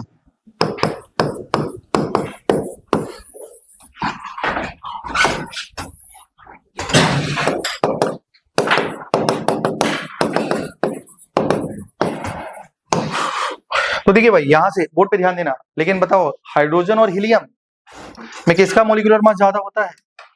हीलियम का। हाइड्रोजन का तो 2 ही है ना, H2 का मॉलिक्यूलर मास 2 है और इसका तो 4 है। होना किसका चाहिए था? हीलियम का होता किसका ज्यादा है मेल्टिंग पॉइंट, बॉइलिंग पॉइंट किसका ज्यादा होता है? तो एनसीईआरटी में एक पॉइंट लिखा है कि जो हीलियम होता है, जितने भी नॉन एलिमेंट है, वो सबसे लोवेस्ट मेल्टिंग पॉइंट जो होता है, जितने भी नॉन एलिमेंट है उसमें सबसे लोवेस्ट बॉइलिंग पॉइंट हीलियम का होता है। क्लियर है ना? पूरा जितने भी नॉन एलिमेंट है उसमें सबसे लोएस्ट बॉइलिंग पॉइंट किसका होता है? हीलियम का। तो हीलियम का किसी से भी कंपेयर करने के लिए आए तो समझ लेना कि हीलियम का बॉइलिंग पॉइंट सबसे कम होगा। तो एक लाइन लिखना पड़ेगा, पहले आप कॉपी कर लो। और इसमें आप समझ रहे हैं ना कैसे किया गया है? जिसका मोलिकुलर मास ज्यादा है उसका क्या ज्यादा हो जाएगा? वंडरवॉल फोर्स ऑफ अट्रैक्शन ज्यादा होगा, और अट्रैक्शन ज्यादा होने से बताओ उसका बॉइलिंग पॉइंट भी क्या हो जाएगा? ज्यादा हो जाएगा।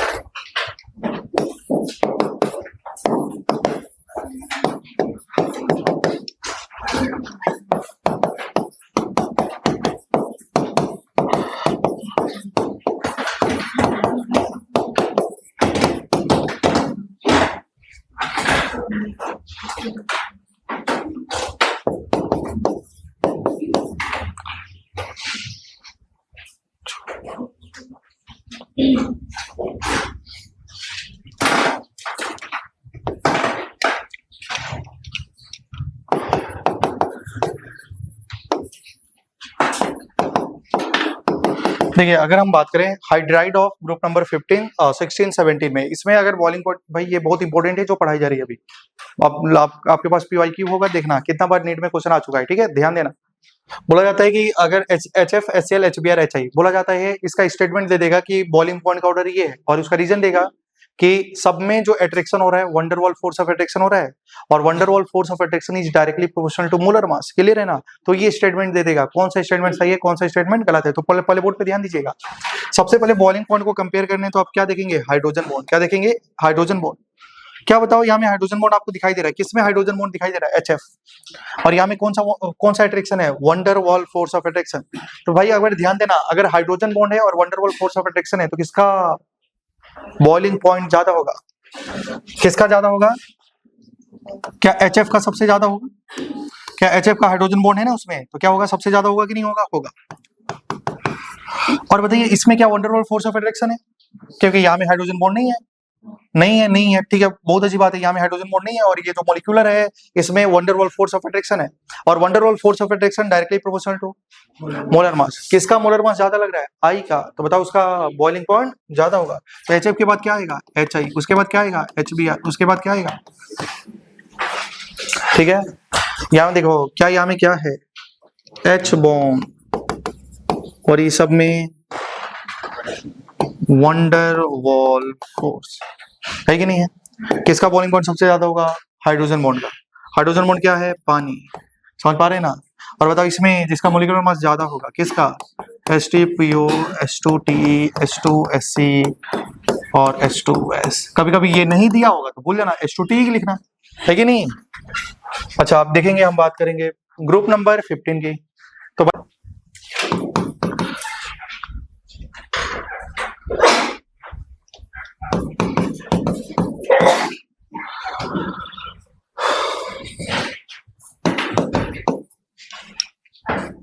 ये है बॉइलिंग पॉइंट का ऑर्डर, ठीक है। मैं बोला था ना कि अगर hydrogen bond van der Waals force of attraction से तो ज्यादा ही होगा, ये बात तो सही है।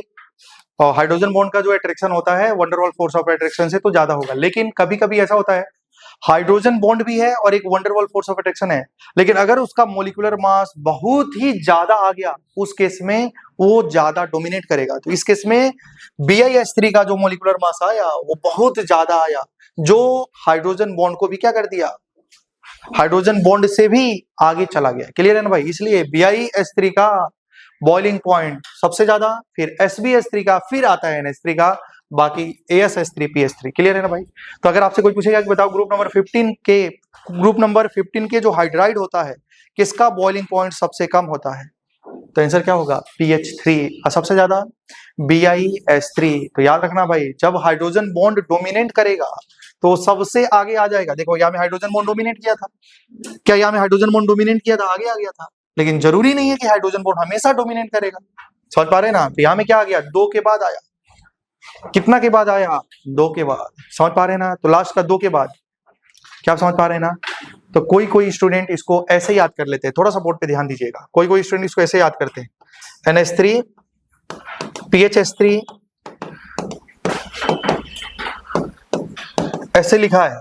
कोई कोई याद कर लेता है कि NH3 कहाँ में आएगा? लास्ट से 2 के बाद, है ना?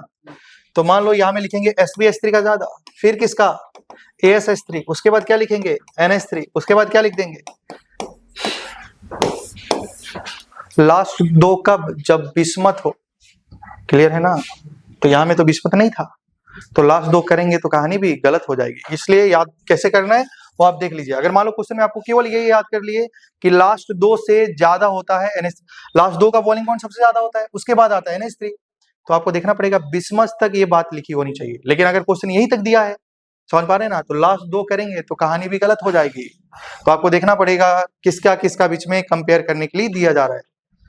नहीं समझे क्या आप लोग? तो बताओ यहाँ में यहाँ तक दिया है तो इसका जस्ट पहले आएगा, ये आएगा, इसके बाद क्या आएगा? NH3। क्लियर है ना? तो आपको देखना पड़ेगा, ये इंपॉर्टेंट है और क्वेश्चन में आया भी है। तो अगर ऐसे आ जाए तो आपको ऐसे करना है।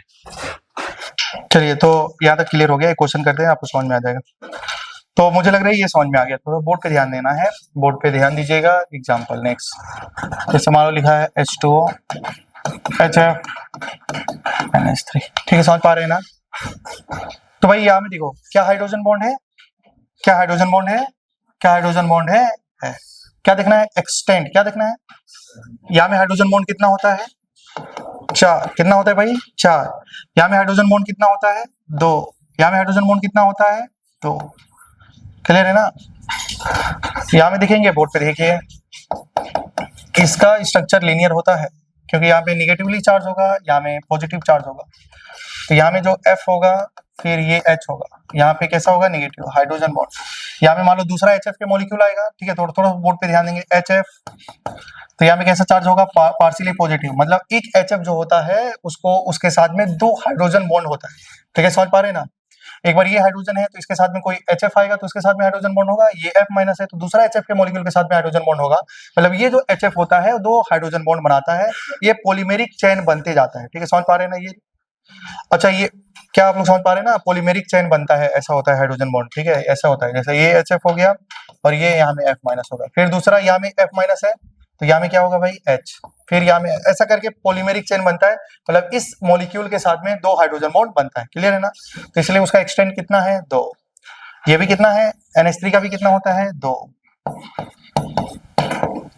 देखो यहाँ पे माइनस, यहाँ पे प्लस, तो फिर यहाँ में NH3 ऐसे होता है, ये लीनियर पॉलीमर होता है। फिर ये नाइट्रोजन इधर बनाएगा तो मतलब ये यहाँ में कितना हाइड्रोजन बॉन्ड होता है? 2। तो ये लीनियर पॉलीमरिक होता है। ठीक है, लीनियर मतलब ये लीनियरली जोड़ते रहेगा। ठीक है, तो इसका साथ भी एक्सटेंड होता है 2 और इसका भी एक्सटेंड कितना होता है? 2। और वाटर का कितना होता है? 4। तो बताओ, जिसमें हाइड्रोजन बॉन्ड का नंबर ज्यादा है उसमें अट्रैक्शन ज्यादा होगा, अट्रैक्शन ज्यादा होगा तो उसका बॉइलिंग पॉइंट क्या होगा? ज्यादा। तो अगर हम बात करें बॉइलिंग पॉइंट, तो बॉइलिंग पॉइंट सबसे ज्यादा किसका होगा? वाटर। क्लियर है ना? अब बताओ, इसमें भी हाइड्रोजन बॉन्ड 2 हो रहा है, इसमें भी हाइड्रोजन बॉन्ड 2 हो रहा है, तो उसके बाद हमको क्या करना है? स्ट्रेंथ देखना है। क्या देखना है? स्ट्रेंथ। तो भाई अगर हम बात करें HF और यहाँ में किसकी बात करें? NH3, तो बताओ यहाँ में फ्लोरीन ज्यादा इलेक्ट्रोनेगेटिव है ना, तो इस पे निगेटिवली चार्ज ज्यादा डेवलप होगा, इस पे पॉजिटिव चार्ज ज्यादा डेवलप होगा, तो इसका स्ट्रेंथ NH3 से ज्यादा होगा। तो क्या होगा बताओ?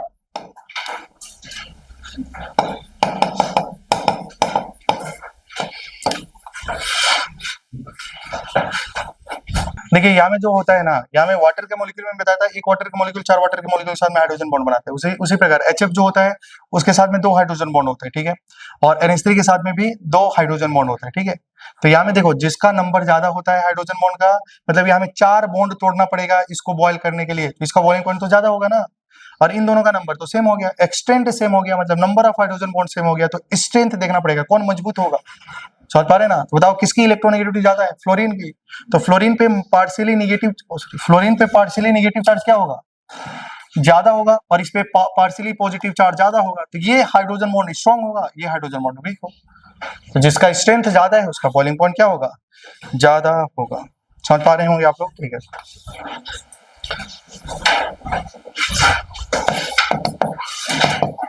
H2O D2O, ठीक है, बॉइलिंग पॉइंट कंपेयर करना है। तो आपको लग रहा होगा यहाँ में देखो भाई, यहाँ में हाइड्रोजन का जगह में सिर्फ और सिर्फ ड्यूटेरियम आया ना, तो यहाँ में बॉइलिंग पॉइंट का ऑर्डर ये है, H2O से ज्यादा D2O का होता है। इसको बोलते हैं due to isotopic effect. D2O का हाइड्रो, इसका नाम है वाटर, इसका नाम है हैवी वाटर। समझ पा रहे ना, यहाँ में हाइड्रोजन बॉन्ड, यहाँ में हाइड्रोजन बॉन्ड सेम है, लेकिन किसका स्ट्रेंथ ज्यादा होता है, D2O का स्ट्रेंथ H2O से ज्यादा होता है, इसलिए इसकी बॉइलिंग पॉइंट ज्यादा होती है, ठीक है। नेक्स्ट,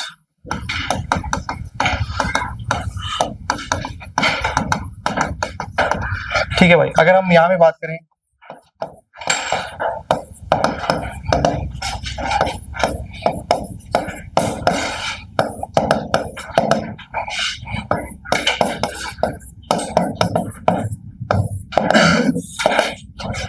ठीक है, यहाँ तक आपको समझ में आ रहा है। जैसे कि मान लो वाटर दे दिया जाए, अल्कोहल दे दिया जाए और ईथर दे दिया जाए, और आपको कंपेयर करना है कि किसका बॉइलिंग पॉइंट ज्यादा होता है, वाटर, अल्कोहल, ईथर में किसका ज्यादा होता है। तो बोर्ड पे ध्यान दीजिएगा, यहाँ में कितने एक्टिव हाइड्रोजन है, यहाँ में प्लस चार्ज होगा, यहाँ में प्लस चार्ज होगा। क्या यहाँ से 2 हाइड्रोजन बॉन्ड बन सकता है, एक्टिव हाइड्रोजन देखो, ठीक है। यहाँ में कितना है, यहाँ में 0। क्या यहाँ में हाइड्रोजन बॉन्ड ज्यादा होगा, उससे कम इसमें, सबसे कम इसमें, क्लियर है ना।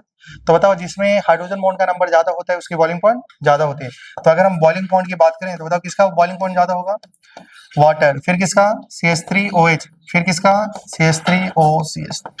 तो अल्कोहल और ईथर में किसका बॉइलिंग पॉइंट ज्यादा होगा, अल्कोहल का।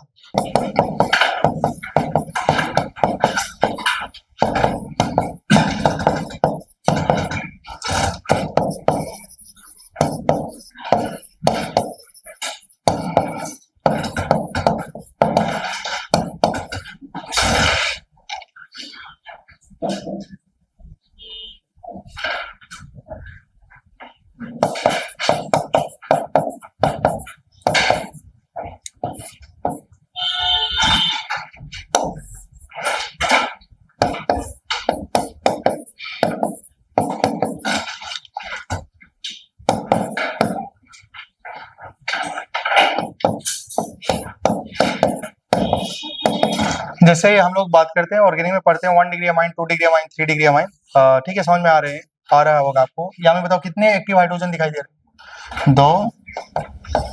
यहाँ में एक्टिव हाइड्रोजन 1, यहाँ में है ही नहीं। तो किसमें हाइड्रोजन बॉन्ड ज्यादा होगा, 1 डिग्री अमाइन में, फिर 2 डिग्री अमाइन में, 3 डिग्री अमाइन का बॉइलिंग पॉइंट कम होता है, 1 डिग्री अमाइन का बॉइलिंग पॉइंट ज्यादा होता है, क्योंकि उसमें 2 हाइड्रोजन बॉन्ड बन सकता है, और नाइट्रोजन के पास 2 हाइड्रोजन है यहाँ पे, ठीक है। यहाँ में नाइट्रोजन के पास 1 है, तो 1 हाइड्रोजन बॉन्ड बनेगा, उसके पास है ही नहीं, तो इसलिए नंबर ऑफ हाइड्रोजन बॉन्ड ज्यादा है, तो इसका बॉइलिंग पॉइंट ज्यादा होता है। हो गया ना। तो ये लास्ट क्वेश्चन है और बॉइलिंग पॉइंट का। अगर मान लीजिए आपके सामने ये क्वेश्चन दे दिया जाए,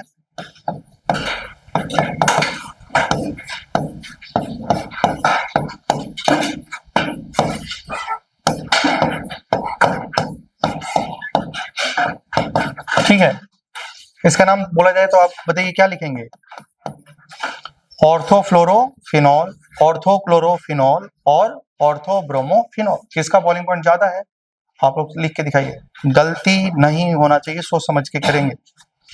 क्या ही बोल लेता हूँ, ABC, क्या CBA। एक स्टूडेंट का आंसर है CBA, बॉइलिंग पॉइंट जो होगा C का, फिर B का, फिर A का। ACB और, तो मतलब दोनों में से कोई एक ही होगा, CBA या ACB? ACB। क्या बेंजीन के साथ में ऑर्थो पोजीशन में क्लोरीन लगा है तो क्या हाइड्रोजन बॉन्ड हो सकता है? हो सकता है कि नहीं? जैसे जनरल सी बात है, हो सकता है कि नहीं हो सकता है?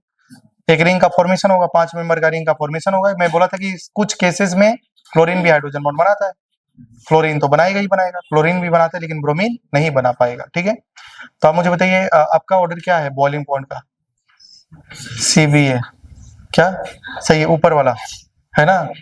क्या आप लोग इससे सहमत हैं? क्या यहाँ में हाइड्रोजन बॉन्ड होगा? क्या यहाँ में भी हाइड्रोजन बॉन्ड होगा? लेकिन यहाँ में हाइड्रोजन बॉन्ड नहीं होगा, तो यहाँ में हाइड्रोजन बॉन्ड स्ट्रॉन्ग होगा क्योंकि फ्लोरीन का स्ट्रेंथ ज्यादा है। ऐसा दिमाग में ख्याल आ रहा होगा। तो आप लोग कहीं ABC भी सोच रहे होंगे, तो ये गलती नहीं होगा, ABC होगा ही नहीं। ध्यान देना, मैं बोला था कि बॉइलिंग पॉइंट कौन सी प्रॉपर्टीज होती है? Bulk properties. कौन सी प्रॉपर्टीज है? बल्क। क्या इंट्रा मोलिकुलर हाइड्रोजन बॉन्ड देखते हैं क्या? नहीं, इंटर देखते हैं। उसका अंदर में इंट्रा हो, उसे कुछ भी लेना देना नहीं है। समझ पा रहे हैं ना? क्या यहाँ में हाइड्रोजन बॉन्ड है, लेकिन कौन सा है? इंट्रा। लेकिन वो बॉइलिंग पॉइंट को इफेक्ट नहीं करेगा, ये भी बॉइलिंग पॉइंट को इफेक्ट नहीं करेगा, ये भी। समझ पा रहे हैं ना? क्योंकि इन दोनों में इंट्रा है, इंटर होता तो हो सकता था। तो उस केस में क्या देखना है? मॉलिक्यूलर मास ज्यादा, बॉइलिंग पॉइंट ज्यादा। Br का मॉलिक्यूलर मास ज्यादा तो इसका बॉइलिंग पॉइंट ज्यादा। तो बॉइलिंग पॉइंट का जो ऑर्डर होगा वो ये होगा, CBA। समझ पा रहे हैं क्यों? क्योंकि intramolecular hydrogen bond does not affect the bulk properties. समझ पा रहे हैं ना? मॉलिक्यूल के अंदर में कैसा बॉन्डिंग है वो उस बात पे डिपेंड नहीं करता है, दोनों मॉलिक्यूल के बीच में कैसा बॉन्ड है उस बात पे वो डिपेंड करता है। समझ पा रहे हैं ना? तो इसके अंदर में इंट्रा है, लेकिन वो बॉइलिंग पॉइंट को कुछ नहीं करेगा। समझ पा रहे हैं ना? इसलिए इसमें भी नहीं है हाइड्रोजन बॉन्ड, इसमें भी नहीं है, इसमें भी नहीं है, तो क्या देखेंगे? Molecular mass. क्लियर है ना भाई? ठीक है, अगर मान लो इसमें बोला जाएगा किसमें इंट्रामोलिकुलर हाइड्रोजन बॉन्ड प्रेजेंट है, तो आंसर है A और B में। किसमें इंट्रामोलिकुलर हाइड्रोजन बॉन्ड स्ट्रॉन्ग है? A में। क्लियर है ना? ऐसा टाइप का क्वेश्चन आएगा तो बता देना। लेकिन अगर बॉइलिंग पॉइंट आए तो इंट्रा से नहीं चेक करते हैं, इंटर से चेक करते हैं। इसमें इंटरमोलिकुलर है? नहीं। इसमें है? नहीं। इसमें क्या? नहीं है। तो मॉलिक्यूलर मास ज्यादा, बॉइलिंग पॉइंट ज्यादा। तो समझ में आ गया होगा। नेक्स्ट हेडिंग में लिखेंगे ionic bond.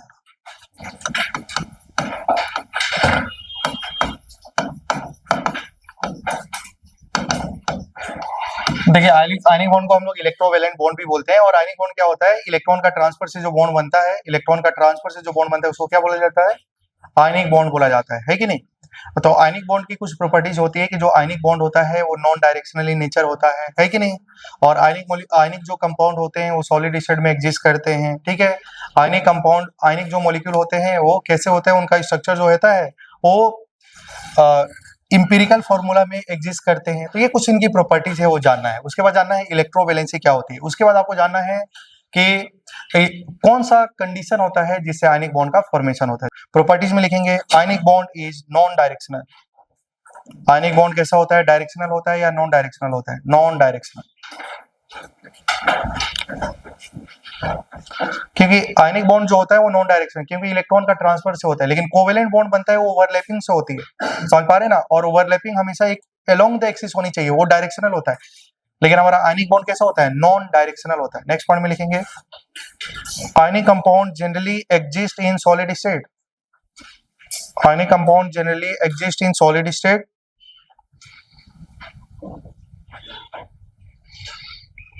and their 3D arrangement is called as crystal lattice. Ionic compound are represented by their empirical formula.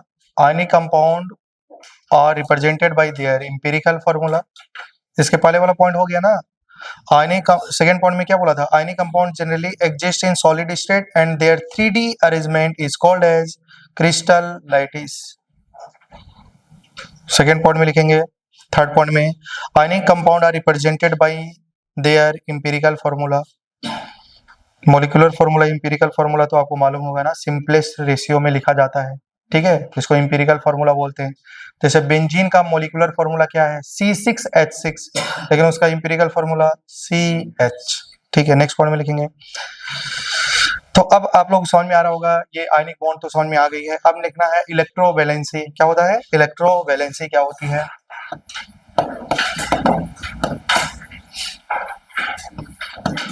देखिए जब हम कोवेलेंट बॉन्ड पढ़ रहे थे तो कोवेलेंसी पढ़े थे, और इलेक्ट्रोवेलेंट आयनिक बॉन्ड पढ़ रहे हैं तो इलेक्ट्रोवेलेंसी पढ़ना पड़ेगा। इलेक्ट्रोवेलेंसी का मतलब होता है कितना इलेक्ट्रॉन का ट्रांसफर या गेन हो रहा है, उसी को इलेक्ट्रोवेलेंसी बोलते हैं। जैसे कि अगर हम बात करें, एक एग्जांपल लेते हैं भाई, जैसे कि NaCl है कि नहीं, और NaCl है तो बताइए NaCl जो बना होगा Na+ से और ये Cl- से बना होगा, ये कितना इलेक्ट्रॉन लॉस किया हुआ होगा, +1 है तो इसने कितना इलेक्ट्रॉन लॉस किया, 1, तो इसकी इलेक्ट्रोवैलेंसी 1 है। Cl कितना इलेक्ट्रॉन गेन किया होगा, 1, तो इसकी इलेक्ट्रोवैलेंसी कितनी है, 1। साइन नहीं लिखना होता है, कितना इलेक्ट्रॉन ट्रांसफर किया या कितना इलेक्ट्रॉन गेन किया, उसको क्या बोला जाता है, इलेक्ट्रोवैलेंसी। जैसे कि अगर हम बात करें, मैग्नीशियम ऑक्साइड लिखा है, ठीक है, तो बताओ यहाँ में मैग्नीशियम किस फॉर्म में होगा, Mg+2, और ऑक्साइड क्या होगा, O-2। मैग्नीशियम +2 बनने के लिए कितना इलेक्ट्रॉन लॉस किया होगा, 2, तो इसका इलेक्ट्रोवैलेंसी 2 है। ऑक्सीजन ने 2 इलेक्ट्रॉन गेन किया होगा, इसलिए उस पर चार्ज क्या आ गया है, -2, तो उसका इलेक्ट्रोवैलेंसी क्या हो जाएगा। अगर मान लो नेक्स्ट की बात करें, एल्युमिनियम ऑक्साइड, क्या नाम है इसका, एल्युमिनियम ऑक्साइड, तो बताओ यहाँ में एल्युमिनियम किस फॉर्म में है, +3, और ऑक्साइड क्या है, O-2, तो बताओ इसमें इसकी इलेक्ट्रोवैलेंसी कितनी है, 3, और इसने कितना इलेक्ट्रॉन गेन किया है, 2, तो इलेक्ट्रोवैलेंसी कितना है। जरूरी नहीं है कि दोनों का इलेक्ट्रोवैलेंसी हमेशा सेम हो, ठीक है, समझ पा रहे हैं ना।